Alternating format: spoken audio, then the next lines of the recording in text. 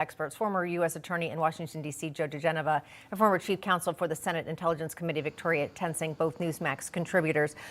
Joe and Vic, just hearing Caroline detail the story and what happened is difficult. But the one thing I do want to ask you, I guess his defense, Ibarra's defense, saying that the evidence is circumstantial based on just what you heard. I know you're not trying this case. DNA under fingernails doesn't seem circumstantial to me. Yes, it's circumstantial. There's two kinds of evidence, direct and circumstantial. Direct is if he confessed, or you have an eyewitness that says, I saw him doing it.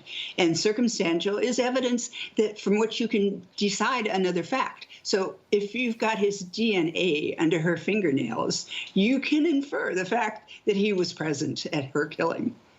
Yeah, circumstantial evidence, by the way, is very powerful evidence. It's used every day in American courts. It's the only way we prove people guilty when there is no eyewitness. And by the way, for the defense attorney to argue to the judge, there's no jury in this case, that it's only circumstantial evidence is really quite silly, because the judge knows all these rules, and he knows the circumstantial evidence in this case is extremely powerful. So this is a bench trial, not going to be a jury here. It's up to the Superior Court judge. Yes, his name H. Patrick Haggard. Can you two enlighten us about him? There's a tremendous amount of public pressure on this case. Yeah. Well, yeah, but that's a puzzlement to me, too, why you do a bench trial. Usually a lawyer will decide on a bench trial if there's some unique legal argument that he or she doesn't think the judge is going to understand, or knowing the judge won't rule his or her way, and so you save it for the appellate court. This makes no sense to me that he is getting a bench trial. I would think he'd be better off with a jury trial rather than a judge who can look at this evidence and know damn well it's provable of murder. This is nothing more than a slow guilty plea.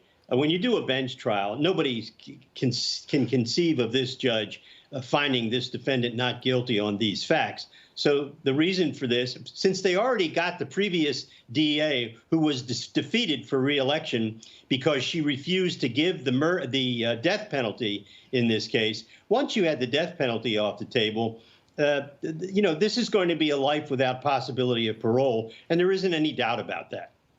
I was going to ask further, what sort of potential sentencing is Ibarra looking at? Is this something where he would theoretically be deported since he was here illegally?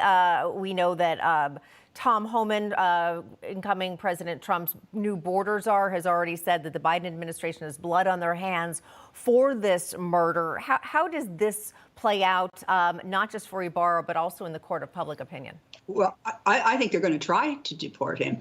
They're going to try to deport a lot of people back to Venezuela. Venezuela hasn't been very cooperative in that regard. But there are two options for a penalty here: life sentence with parole or life sentence without parole. If you were the judge, which one would you do? Yeah, and I don't think they're going to try and deport him because they can't deport him.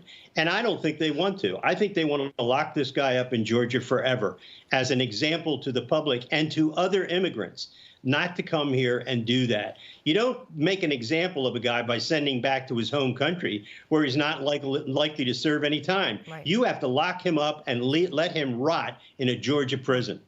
And it just makes me think, though, of course, who would be paying for that? Of course, American taxpayers would be paying for that. And this guy, as a alleged murderer, could have a much better life actually in prison than he would have had if he ever had left for a lot Venezuela. Exactly. Over the last few years, when it comes to this border, this a glaring issue. Doesn't add up. All right.